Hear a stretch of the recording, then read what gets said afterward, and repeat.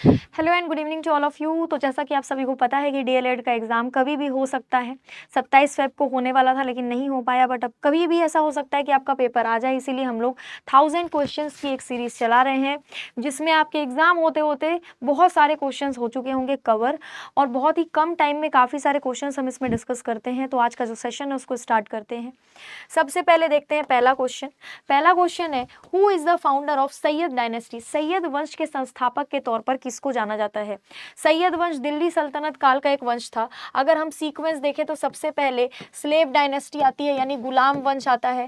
ठीक है, गुलाम वंश के बाद में आता है खिलजी डायनेस्टी, है ना। खिलजी के बाद में आता है तुगलक डायनेस्टी, उसके बाद आता है सैयद डायनेस्टी, ठीक है, और लास्ट में आता है लोधी डायनेस्टी। ये जो 5 वंश थे, यही 5 वंश दिल्ली सल्तनत काल में राज कर रहे थे। इसमें से सैयद वंश के बारे में पूछा जा रहा है। जो चौथा वंश था, इसके फाउंडर का नाम था खिज्र खां। तो ध्यान रखेंगे, सैयद डायनेस्टी के जो संस्थापक थे उनका नाम खिज्र खां था। Option number C. नेक्स्ट है, securities and exchange board of India was established in which year? भारतीय प्रतिभूति एवं विनिमय बोर्ड की स्थापना किस वर्ष भारत में की गई थी? भारतीय प्रतिभूति एवं विनिमय बोर्ड, ये जो बोर्ड है इसका मुख्यालय आपको यानी कि हेडक्वार्टर आपको मुंबई में मिल जाएगा, और इस बोर्ड के द्वारा भारत में शेयर मार्केट को रेगुलेट किया जाता है। शेयर मार्केट में जो भारत के इन्वेस्टर्स पैसा लगाते हैं वो पैसा किस तरीके से वहाँ पर लग रहा है, कोई फ्रॉड तो नहीं हो रहा इन्वेस्टर्स के साथ, ये सारी चीज़ें यही देखता है। इसका जो गठन है हुआ था वो 1988 में, लेकिन सेबी को स्टैट्यूटरी बॉडी बनाने का जो फैसला किया गया था वो 1992 में किया गया था। यानी कि सेबी को स्टैट्यूटरी स्टेटस दिया गया था 1992 में। ये ध्यान रखेंगे, गठन 1988 और 1992 में इसको स्टैट्यूटरी बॉडी बनाया गया था। हाल फिलहाल में सेबी के नए अध्यक्ष चुने गए हैं तुहिन कांत पांडे। कौन चुने गए हैं? तुहिन कांत पांडे, ठीक है, सेबी के नए अध्यक्ष चुने गए हैं। साथ ही सेबी की पहली महिला अध्यक्ष का नाम था माधवी पुरी बुच, जो हाल फिलहाल में रिटायर हुई हैं। नेक्स्ट क्वेश्चन देखते हैं, कौन सी जल संधि फारस की खाड़ी और ओमान की खाड़ी को जोड़ती है? अगर आप मैप देखोगे तो पर्शियन गल्फ जो है यानी गल्फ ऑफ पर्शिया, उसके जस्ट बगल में आपको गल्फ ऑफ ओमान मिलेगा। दोनों के बीच में बहुत ही पतला सा एक पानी का रास्ता है जो कि इन दोनों गल्फ्स को जोड़ती है, उसको कहते हैं स्ट्रेट, और इस स्ट्रेट का नाम है गल्फ स्ट्रेट ऑफ हॉर्मस। क्या नाम है? स्ट्रेट ऑफ हॉर्मस इसका नाम है। नेक्स्ट है, 1886 में कांग्रेस के कलकत्ता अधिवेशन की अध्यक्षता किसने की थी? 1886 मतलब दूसरा वाला, पहला वाला 1885 में हुआ था, ठीक है, जिसको वोमेश चंद्र बैनर्जी ने जिसकी अध्यक्षता की थी, वोमेश चंद्र बैनर्जी, ठीक है। लेकिन बात 1886 की जा रही है, यानी जो सेकेंड वाला अधिवेशन हुआ था। ऑप्शन नंबर सी, दादा भाई नौरोजी ने दूसरे कांग्रेस अधिवेशन की अध्यक्षता की थी, ध्यान रखना है। दादा भाई नौरोजी वही व्यक्ति हैं जिन्होंने एक किताब लिखी थी जिस किताब का नाम है poverty and un British rule in India, ठीक है, poverty and un British rule in India, ये किताब का नाम था जो कि दादा भाई नौरोजी ने खुद लिखी थी। इन्होंने एक सिद्धांत भी दिया था, drain of wealth. Drain of wealth जो थ्योरी है, यानी ड्रेन ऑफ वेल्थ का जो सिद्धांत है वो भी दादा भाई नौरोजी के द्वारा ही दिया गया था। नेक्स्ट है, डचीगम राष्ट्रीय उद्यान कौन से स्थान पर स्थित है? भारत के कौन से राज्य या फिर केंद्र शासित प्रदेश में आपको डचीगम राष्ट्रीय उद्यान मिल जाएगा? तो इस जगह का नाम है जम्मू कश्मीर। जम्मू कश्मीर में आपको ये डचीगम राष्ट्रीय उद्यान मिलेगा। हिमाचल प्रदेश में आपको खीर गंगा राष्ट्रीय उद्यान मिलेगा। खीर गंगा राष्ट्रीय उद्यान, ये ध्यान रखेंगे, हिमाचल प्रदेश में। उत्तराखंड में आपको राजाजी टाइगर रिजर्व मिलेगा, राजाजी टाइगर रिजर्व, ठीक है। अच्छा, उधर हम बात करें तो अभी हाल फिलहाल में BR अम्बेडकर, है ना, BR अम्बेडकर साहब के नाम पर एक नया अभ्यारण्य जो है वो खोलने की घोषणा की गई है, यानी एक नया अभ्यारण्य बनाने की घोषणा करी गई है। मध्य प्रदेश की सरकार ने ये घोषणा की है, यानी मध्य प्रदेश में एक नया अभ्यारण्य बन रहा है जो कि डॉक्टर भीमराव अम्बेडकर जी के नाम पर बन रहा है। नेक्स्ट है स्वतंत्र भारत का पहला व्यक्तिगत ओलंपिक पदक विजेता कौन है। यहाँ पर पहली महिला या पहला पुरुष नहीं पूछा जा रहा है, यहाँ ये पूछा जा रहा है कि स्वतंत्र भारत का पहला व्यक्तिगत मेडल किसको मिला था। तो ये मिला था केडी जाधव को, ठीक है, केडी जाधव को पहला व्यक्तिगत यानी एकल मेडल अकेले इन्होंने जीता था। वहीं अगर पहली महिला पूछ लिया जाएगा तो पहली महिला थी कर्णम मल्लेश्वरी। केडी जाधव को ब्रॉन्ज मेडल मिला था, ठीक है, और कर्णम मल्लेश्वरी को भी काफी सालों के बाद ब्रॉन्ज मेडल ही मिला था। ब्रॉन्ज मेडल पाने वाली या मेडल पाने वाली पहली महिला बन गई थी। पूछा जाएगा पहला गोल्ड किसको मिला था, एकल गोल्ड, इंडिविजुअल गोल्ड, तो उनका नाम था अभिनव बिंद्रा। अभिनव बिंद्रा को एकल गोल्ड मेडल मिला था पहला, ठीक है, 2008 के ओलंपिक में। मछलियों के अध्ययन को हम क्या कहते हैं, मछलियों का भी स्टडी किया जाता है, ठीक है, उसको हम कहते हैं इक्थियोलॉजी। ऑप्शन नंबर ए इसका आंसर होगा इक्थियोलॉजी। हिपैटोलॉजी मतलब लीवर की स्टडी, नेफ्रोलॉजी मतलब किडनी की स्टडी, किडनी का अध्ययन, और सोरोलॉजी मतलब लिजार्ड, जिससे लड़कियां बहुत ज़्यादा डरती हैं, जिसको हम छिपकली कहते हैं, छिपकली के अध्ययन को हम सोरोलॉजी कहते हैं। हिपैटोलॉजी लीवर यानी यकृत के स्टडी को कहते हैं, नेफ्रोलॉजी किडनी की स्टडी को कहते हैं, ठीक है। मुखौटा किस राज्य में किया जाने वाला एक लोक नृत्य यानी कि फोक डांस है। इंडिया के अलग अलग राज्यों का अपना अपना फोक डांस है, इनमें से एक फोक डांस यानी कि लोक नृत्य का नाम है मुखौटा, जो कि अरुणाचल प्रदेश की अरुणाचल प्रदेश के लोगों के द्वारा किया जाता है, ध्यान रखेंगे, ठीक है।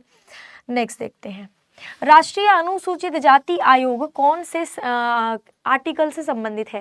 पहले एससी और एसटी के लिए एक ही आयोग हुआ करता था आर्टिकल नंबर 338 में, लेकिन बाद में इन दोनों आयोगों को अलग कर दिया गया, बोला एसटी के लिए अलग आयोग होना चाहिए और एससी के लिए अलग। तो 338 में एससी के लिए आयोग रखा गया, यानी 338 आंसर सही होगा। वहीं 338A नाम का जो आर्टिकल नया जोड़ा गया उसमें एसटी आयोग को रखा गया, नया आर्टिकल आया 338A, जिसमें एससी आयोग तो ठीक है, एसटी आयोग को उठा के 338A में डाल दिया गया, ठीक है।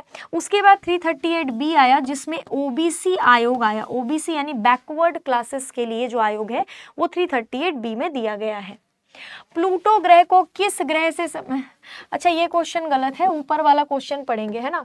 प्लूटो ग्रह को ग्रह के तौर पर मान्यता पहले दी गई थी, लेकिन बाद में इसकी मान्यता समाप्त कर दी गई, बोला गया कि ये ग्रह के श्रेणी में नहीं आता है।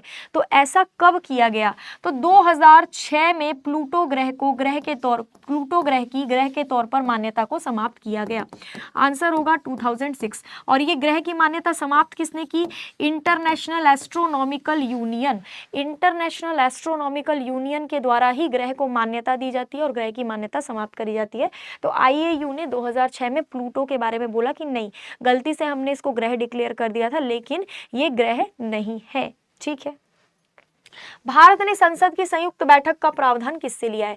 जब भारत का संविधान लिखा जा रहा था, दुनिया के अलग अलग देशों के संविधानों की अच्छी अच्छी बातों को देख करके फिर भारत के संविधान में इंक्लूड किया जा रहा था। तो यहाँ पर ज्वाइंट सिटिंग की जो बात आती है, संसद की संयुक्त बैठक, आर्टिकल नंबर 108 में दिया हुआ है संसद की संयुक्त बैठक के बारे में। ये हमेशा नहीं होता, कभी कभी जरूरत पड़ने पर ही ऐसी बैठक होती है। तो यह ऑस्ट्रेलिया का संविधान जब पढ़ा गया उसमें ये संयुक्त बैठक के बारे में दिया गया था, तो ऑस्ट्रेलिया के संविधान से इसको उठाया गया है। नेक्स्ट है, भारतीय परमाणु कार्यक्रम के जनक के रूप में किसे जाना जाता है।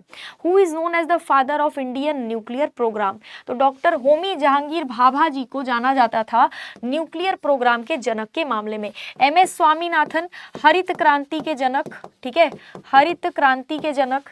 उसके बाद रॉबर्ट ओपनहाइमर, एटॉमिक बॉम्ब जो बने थे, एटॉमिक बॉम्ब जो हिरोशिमा और नागासाकी में गिराए गए थे, इन्हीं की मदद से बनाया गया था, इसीलिए इनको एटॉमिक बॉम्ब के जनक के रूप में जाना जाता है। और विक्रम साराभाई इसरो के पहले चेयरमैन थे, इंडियन स्पेस प्रोग्राम के जनक के रूप में इनको जाना जाता है, इसरो के पहले चेयरमैन थे ये। प्रधानमंत्री किसान सम्मान निधि योजना किस वर्ष शुरू की गई थी। 2018 में इसको शुरू करने की घोषणा कर दी गई थी, लेकिन फरवरी 2019 में इसको शुरू किया गया था, फरवरी 2019 में इसको शुरू किया गया था, ठीक है। नेक्स्ट है, वेल्ड घास के मैदान किस महाद्वीप में मिलेंगे। देखो अलग अलग घास के मैदान है, जैसे पंपास घास का मैदान, पंपास घास का मैदान अर्जेंटीना में मिलता है, ठीक है। वैसे ही प्रेयरी घास का मैदान है, प्रेयरी घास का मैदान हमको यूएसए में मिलेगा। स्टीपी घास का मैदान है, स्टीपी घास का मैदान हमको रशिया और उसके आसपास के देशों में मिलेगा। ठीक है। उसी तरीके से अफ्रीका में, मेजरली साउथ अफ्रीका में, अफ्रीका महाद्वीप में जो साउथ अफ्रीका नाम का देश है वहां पर वेल्ड नाम के घास के मैदान हमको मिलते हैं। नेक्स्ट देखो, चौसा का युद्ध इनमें से किन शासकों के बीच लड़ा गया था? 1539 में बैटल ऑफ चौसा हुआ था, शेर शाह सूरी और हुमायूं के बीच। उसके बाद एक साल बाद 1540 में बैटल ऑफ कन्नौज हुआ। बैटल ऑफ कन्नौज को हम बैटल ऑफ बिलग्राम भी कहते हैं। ठीक है। इसमें भी हुमायूं हारा, पहले वाले में भी हुमायूं हार गया था और फिर हुमायूं यहाँ से इंडिया को छोड़ के भाग जाता है। ठीक है। नेक्स्ट देखो, इनमें से किस स्थान पर कभी भी सूर्य की सीधी किरणें नहीं पहुंचेंगी? मेरे को इसका आंसर देना, ये होमवर्क है। हैदराबाद, श्रीनगर, बेंगलुरु या फिर बुरहानपुर। विवेकानंद रॉक मेमोरियल कौन से स्थान पर स्थित है? चेन्नई में, येनम में, कन्याकुमारी में या फिर मुंबई में? तो विवेकानंद रॉक मेमोरियल आपको कन्याकुमारी में मिलेगा। कन्याकुमारी आपको तमिलनाडु राज्य में मिलेगा। ठीक है, तमिलनाडु राज्य में। अभी तमिलनाडु राज्य चर्चा में था पंबन ब्रिज के कारण, पंबन ब्रिज जिसका उद्घाटन हाल ही में किया गया है। इनमें से कौन सा सार्क समूह का सदस्य नहीं है? सार्क यानी south Asian association for regional cooperation, ये एक संगठन है। भारत और भारत के सभी पड़ोसी देश इसके सदस्य हैं। इसका जो हेडक्वार्टर है वो काठमांडू में है। कहाँ पर है? काठमांडू, नेपाल में इसका हेडक्वार्टर है, ये ध्यान रखना है। इसका आंसर होगा option number D, China. China SAARC का सदस्य नहीं है। ठीक है। नेक्स्ट देखो, केले का वैज्ञानिक नाम क्या है? जो बनाना होता है, बनाना का जो वैज्ञानिक नाम है, साइंटिफिक नेम है, वो क्या है? ऑप्शन नंबर ए, म्यूसा पैराडिसिका। हिमानी मैम की साइंस की क्लास चलती है, उन्होंने आपको ये बताया भी होगा, इसमें साइंस का क्वेश्चन आ गया गलती से। Who discovered the small pox vaccine? चेचक के टीके की खोज एडवर्ड जेनर के द्वारा की गई थी। Bharat totally small pox free country है, यानी इंडिया में चेचक नाम की बीमारी अब नहीं होती है। विश्व स्वास्थ्य संगठन ने काफी सालों पहले भारत को चेचक मुक्त घोषित कर दिया था। अभी भारत में चिकन पॉक्स नाम की बीमारी होती है, बट स्मॉल पॉक्स नाम की बीमारी नहीं होती है। ठीक है। बहुत सारे क्वेश्चंस हमने काफी कम समय में डिस्कस करे। क्वेश्चन के साथ साथ हमने काफी सारे पॉइंट्स भी डिस्कस करे हैं, तो वो भी नोट करना है। पीडीएफ अगर आपको चाहिए तो current affairs by Jayashree ma'am नाम के टेलीग्राम चैनल में आपको पीडीएफ मिलेगा। मेरी क्लासेस का शेड्यूल थोड़ा सा ध्यान में रखिए। सुबह 8 बजे से 9 बजे तक करंट अफेयर की क्लास होती है, 5 बजे से 6 बजे तक शाम को बिहार जीके की क्लास होती है और 6 से 7 बजे तक जीके जीएस की क्लास होती है। तो तीनों ही क्लास बहुत ज़्यादा इंपॉर्टेंट है, इसमें ज़रूर आए। साथ ही आपके लिए अभी एक ऑफर चल रहा है, 16 अप्रैल तक ये ऑफर वैलिड रहेगा। बिहार के जितने भी एग्जाम्स हैं उनके लिए जितने भी बैचेस हैं, अप टू 85% ऑफ आपको सभी बैचेस में मिल रहा है। साथ ही एक्स्ट्रा 10% की छूट मिलेगी अगर आप सिलेक्शन कोड को लगा देंगे तो। ठीक है। और साथ ही महापैक जो है, बिहार महापैक आपको मात्र 999 में दिया जा रहा है और इतना सब कुछ सिर्फ 16 अप्रैल तक ही वैलिड है। तो जितनी जल्दी हो सके PW ऐप को डाउनलोड करके इस ऑफर को ग्रैब कीजिए। मिलते हैं अगले सेशन में, आज के लिए इतना ही। Thank you so much.